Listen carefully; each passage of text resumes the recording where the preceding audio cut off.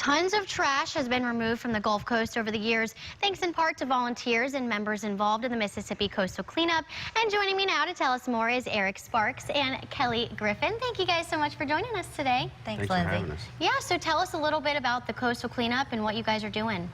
This year is the 30th anniversary of the Coastal Cleanup, so this has been a long-standing event that takes part in 3 coastal counties, Hancock, Harrison, and Jackson County.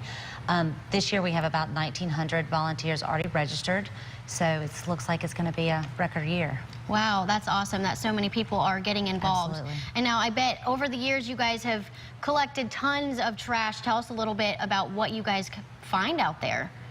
Yeah, the main thing that we find is cigarette butts. So last year alone, I believe we found around 40,000 cigarette butts in a 3-hour cleanup event. So yeah, that's one of the most common items. The rest of the things are the typical things that you would think of, like reusable or non-reusable, single-use plastic items like water bottles, cups, stuff like that. All right, so now how can people, is there still time for people to register and help in the cleanup? Absolutely. They can go to www.mississippicoastalcleanup.org, mscoastalcleanup.org.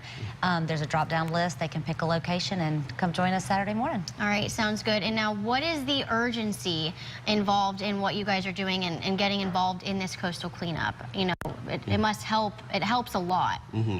Yeah, it's primarily raising awareness, but also picking up the debris that's there. And this is an issue that it's not going to go away anytime soon. So the more that we can do on the front end, the better.